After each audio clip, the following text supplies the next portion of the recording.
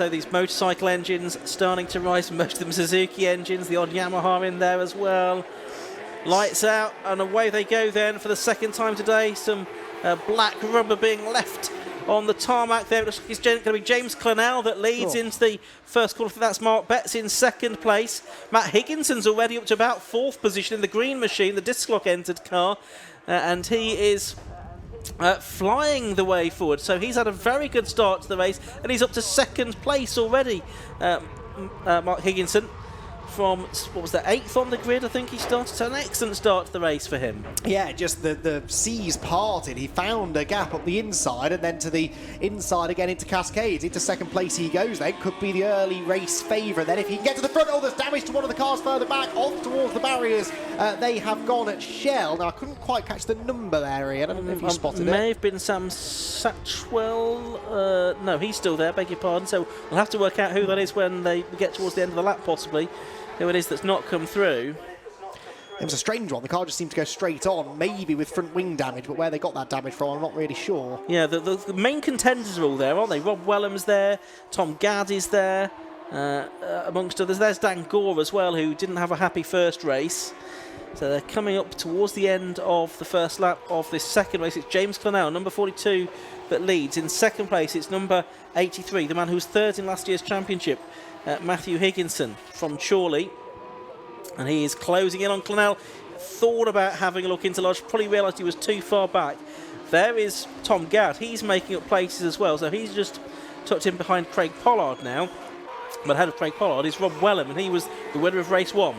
Yep, across the line they go then. So Wellam from 10th to 5th, the biggest mover on the opening lap. Another bit of jockeying for position going on there. And on the inside line, that was the number 17 of Chaz Heighton trying to get past Sam Satchwell, who slammed the door in his face at Old Hall Corner. And I think that's actually affected Chaz Heighton. Dan Gore might have gone past him by the time they reached Cascade. There was a positional change a little bit further up the road as well, I think. That might have been Pollard and Gad. And side by side towards Island Bend. Heighton on the inside gets back ahead of Dan Gore, who had briefly found a way past the number 17 after Heighton's failed bid to claim 6th from Sam Satchwell. There's two cars that didn't make it round at the end of the first lap. Josh Dimmock, who was on pole position, and Mark Betts, who was third on the grid. So it was one of those two cars that I think went off at Shell Oils on the opening lap of the race. But Rob Wellam's made good progress on this lap onto the back of Higginson, but Clennell actually has, if anything, got away a little bit here. Higgins Wellam up the inside of Higginson, and he goes to P2. He loves racing here at Oulton Park. It's far from his local circuit because he's from Ipswich, but he really does enjoy the challenge it presents. And he's made a nice move there on Higginson to get up to second place, and he'll chase down James Clennell now.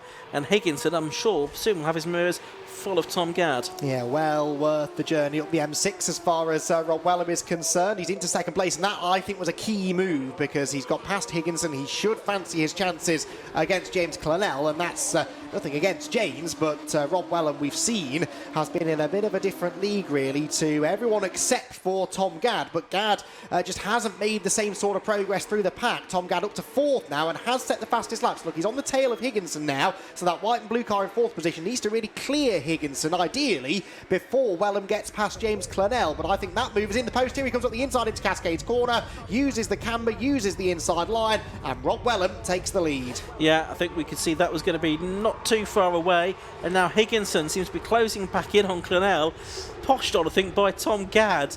I think that's really given Matt Higginson the hurry up there. So down towards Shell they come again. It's Wellam leading, Clennell second, Higginson third, Tom Gad is 4th. Gap back then to Craig Pollard in 5th position. It's Sam Satchwell, number 19, completing the top 6 as things stand. But it's not proving to be such a strong circuit for Craig Pollard as Brands Hatch did, where he had a win and some other strong places that put him into the lead of the championship coming into this weekend. But he's 5th at the moment.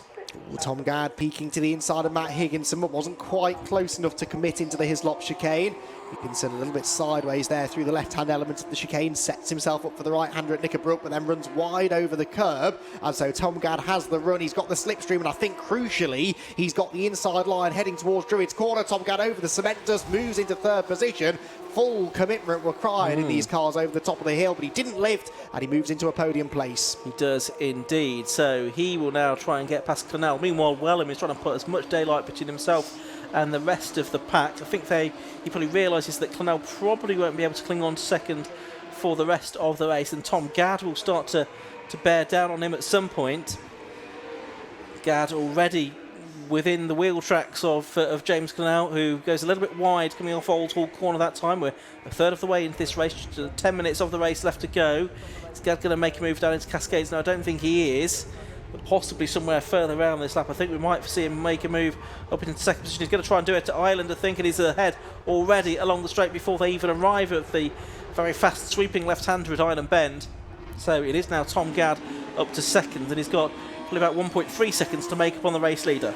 Indeed, he does. Let's watch the lap times with interest then. Watch those, watch that margin, see if it's coming down. Well, I don't think we need the timing screen to see that it is coming down. Rob Wellam losing ground already on this lap then to Tom Gad. Now, that's interesting because Gad, I thought, might have been a bit quicker than Wellam in race one, but just couldn't find a way through. Well, here we are, 9 minutes 10 seconds to go. We're not even halfway through the race, and we're back to the same situation that we had earlier on this morning. Wellam leading, Gad in second place, but what has Thomas Gad learned from race one that he can now apply to potentially making a move in race two, because he wasn't able to find a way through earlier on today?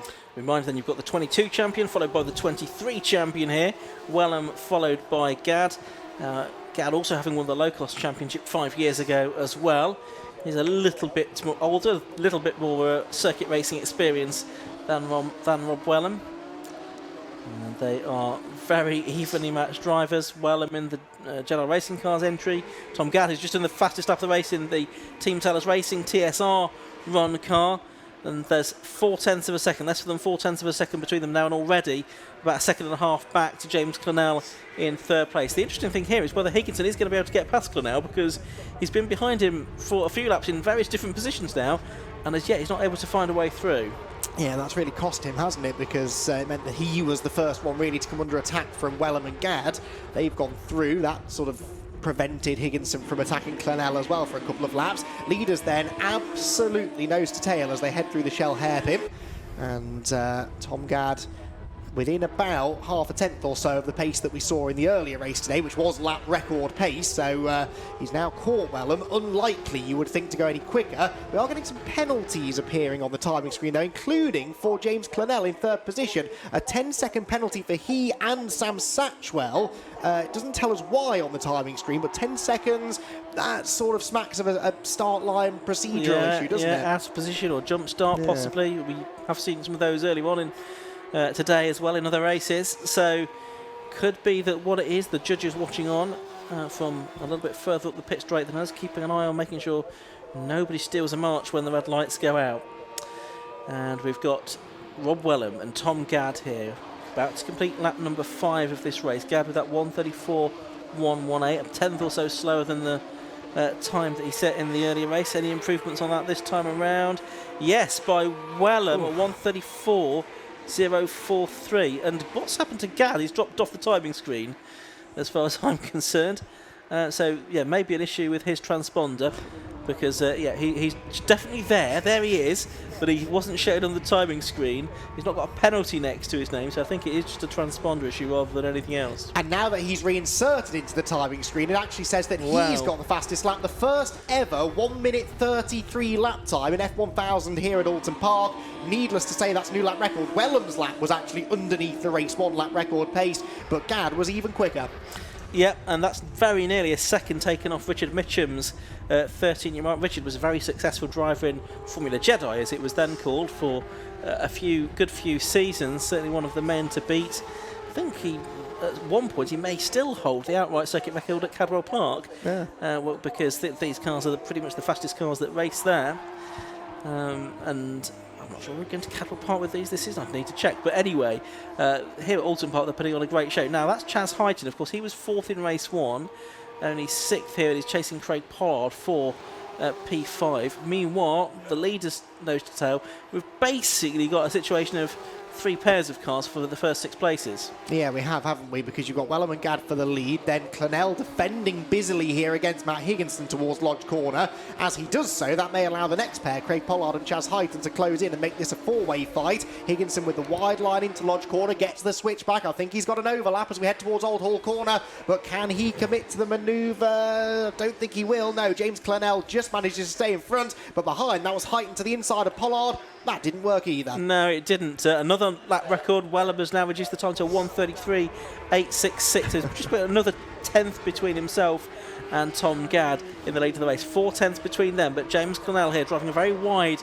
Jedi. He's got this penalty that will be added to his time though, but it might be academic. Oh, and that was very close to a brush of wheels between Higginson and Clennell through Island Bend. Do they both come out the other side? Yes, they do. It brings the next two a little bit closer to them. Pollard was a bit twitchy through Shallow's corner as well in the number 92 car in 5th position, so that might allow Chaz Heighton to capitalise. These two meanwhile are now 5 seconds up the road. Rob Wellam, number 5, Tom Gad, number 12. They've got 4.5 minutes of this race left to go. And to answer my earlier question to myself, yes, they do go to Cadwell Park. That's the next round of the championship on the 20th and 21st of July. They also go to Silverstone, Croft and Donington to round out the season. Well, the rate we're going, you wouldn't bet against them setting a new Cadwell Park record. No. Not only F1000 record there, but a Cadwell Park circuit record, perhaps, because quite clearly Rob Wellam and Tom Gad are in a league of their own, aren't they?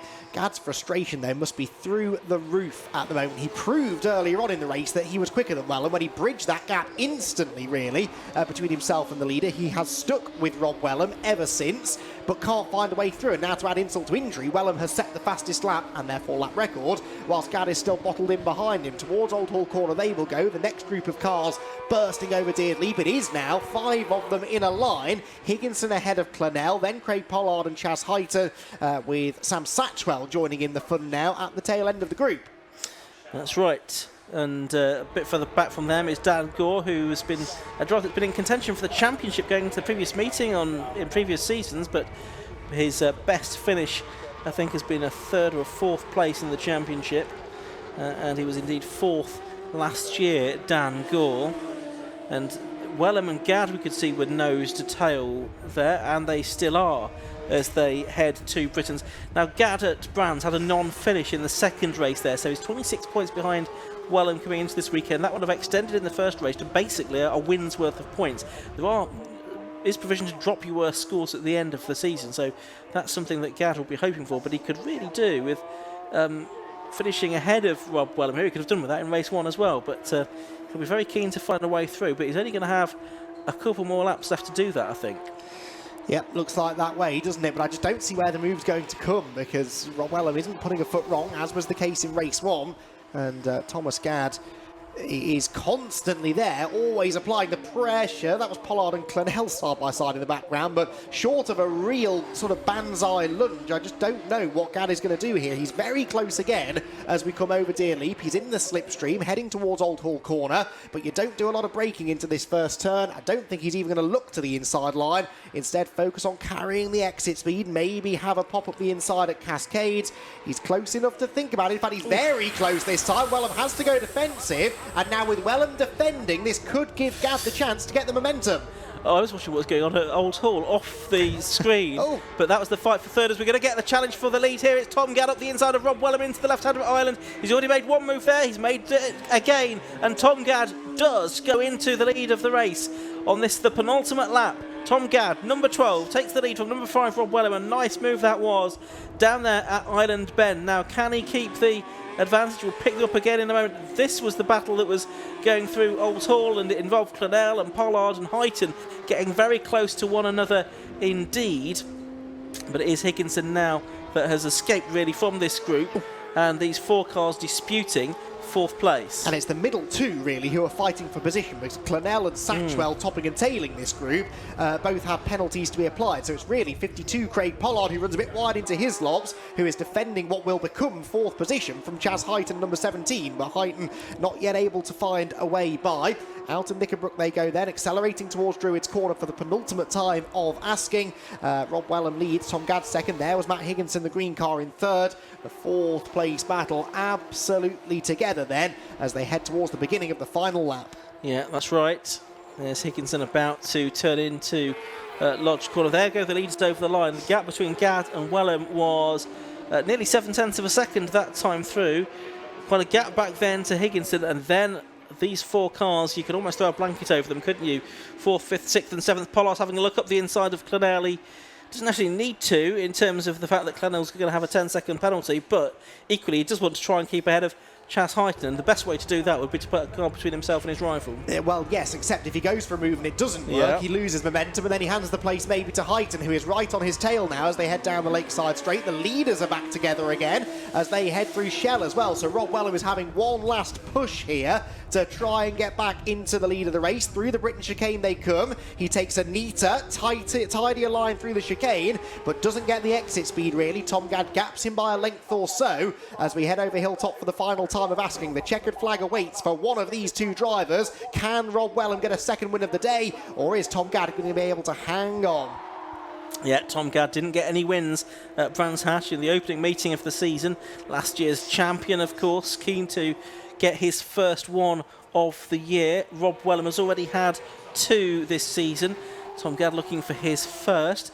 Out of Druids they go, pushing on, both of them still, even though the clock has ticked down to 0.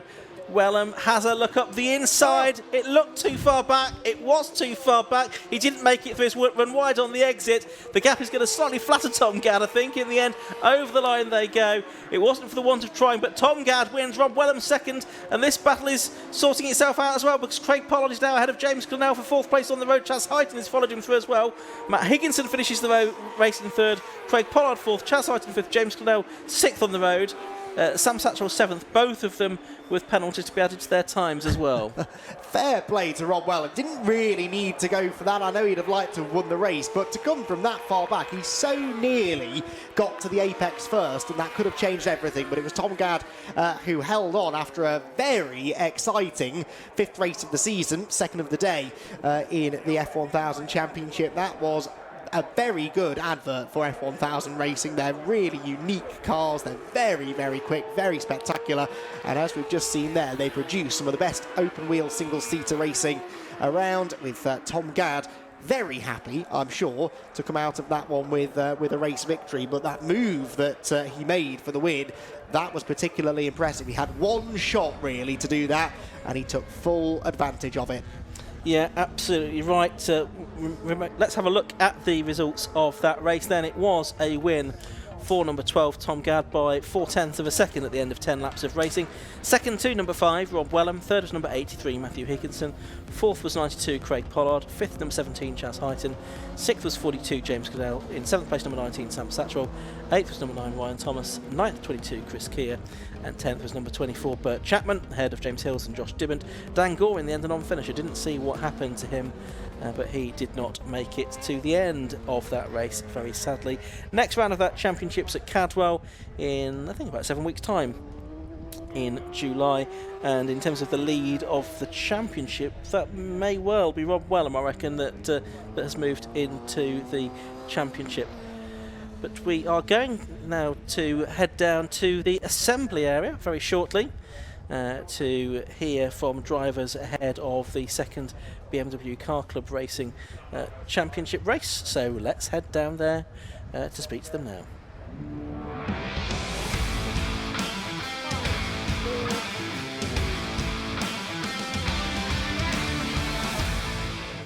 For the first time today, welcome to the assembly area. So if you haven't seen it and you don't know too much about motorsport, this is where they all, well, assemble before they go out on circuit.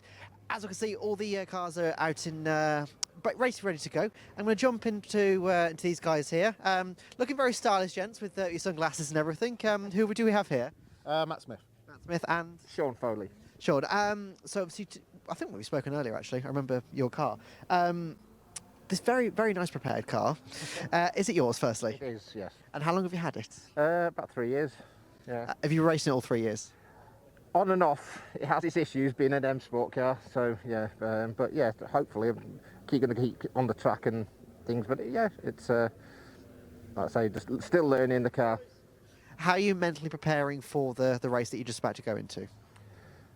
Well, I'm struggling with an issue at the moment. That's why I had to drop to the back, and then I came back up again. But hopefully we can get around it, and I might have to do an engineer's reset where we turn it off and on again and finish the race. But hopefully I'm trying to get through. So because I'm meant to be doing the ultimate race later on, so just trying to get through it really and try and get further up the field. Are you using the same car in the ultimate race? Yes. So don't crash it then. Yeah. No. That's definitely that's what you always aim for. As long as the car comes out in one piece. I say, and then it's cheaper, and my wife doesn't shout at me. Absolutely. Well, good luck for the race, then. Thank you very much. Cheers, thank you. We'll just head over here because everybody's been told, I believe, to get out of park firming, but not park. I'm used to saying park firming because that's what I've been in all day. But no, this is the assembly area. We'll jump in with number 9 here. Now, this is not the same car that went earlier, but the driver. Can I just jump in a second here? Thank you very much. Now, you've not had the smoothest of days so far. No, it's been interesting. It's been an interesting day. So can you talk us through what happened earlier? And for the ladies and gentlemen that perhaps not unsure what we're talking about, you spun on the first opening lap. Yes, I did, unfortunately. A bit of inexperience, a bit of excitement, a bit of looking in the mirror and worried about what's behind me rather than what's in front of me. Cold slicks, and it just went wrong, big time. Too much power and no traction control and just let it go. Well, now that you've done it, you're not going to do it again. Well, we learn from our mistakes, apparently. So, touch wood. So please don't do it again on the opening lap. Maybe wait till lap 3 at the very, very least. But how are you coping, obviously, with you being sort of new to this? How are you coping with Oulton Park and the racing in general? I'm really enjoying it, to be honest. This is my first year of racing. This is actually my 6th race now, so we can lose the novice badge. And this sort of, I've learned a little bit. I've learned a lot over the last 6 races, so it's really good. Oulton Park's a fantastic track. I've really enjoyed it. It's close. It's interesting. You know, it's technical. I'm enjoying it. Yeah, really enjoying it. And the championship is fantastic. Great. And obviously part of the BMW being here is obviously BMW Live. It's a massive event. There's loads of fans here with all their different and their own cars and everything. How are you finding the atmosphere of the event? Oh, it's electric. It is. When people say about an electric atmosphere, this is certainly it. You know, just talking to everybody and anybody. Everybody is here for the same thing. They've got an interest in cars in general, BMWs. It's the day is planned out so well. To the organisers, you've got to take your hat off to them. They've done a fantastic job. Absolutely. Well, yeah. Congratulations and thank you to the organisers, and good luck with your race as well. Thanks very much. Cheers. Yeah, absolutely. Don't crash this one. Cheers. Thank you. Cheers. Right. So we'll leave that too. It's probably a bit of a warm day, so don't want to close the door just yet. We'll move a little bit further along, so I don't want to just get all the people in the same area. This is very nicely prepared E46 compact here. So we'll jump into the number 67 here. And see if we can grab a word. I believe we've got a couple of minutes left. If we could just jump in here a second, just before we jump in. So who do we have here? Adrian Williams. Excellent. And how has your day been going so far? It's been going quite well, actually. I have to say, I love your helmet. It is fantastic. Thank you. Thank you. It's very interestingly designed. Birthday present. So yeah. My Very good birthday. girlfriend bought it for me. So She picked very, very well. she did. So how are you coping with the track conditions and the track in general today? Okay, no, the track's in good condition. I mean, we had some oil in the last race. It was on one of the corners there, one of the faster corners as well. But no, it feels good. Yeah. Absolutely. And how you find the competition as well? Is it tough? Yeah, it is. Yeah, keeping me on my toes. So yeah, they're a good bunch. It's good, clean, fast racing. So yeah. Exactly what you want. And how are you finding the atmosphere of the event? Well, I love it, actually. It's a great event. Yeah, it's good to see it really busy like this. So yeah. Absolutely. Well, good luck for the race. Yeah, I think I better get out of it. Oh, God, you've really got to go. No problem. Thank you very much. Right, better go back up to guys in the commentary box because we're about to be run down by some cars.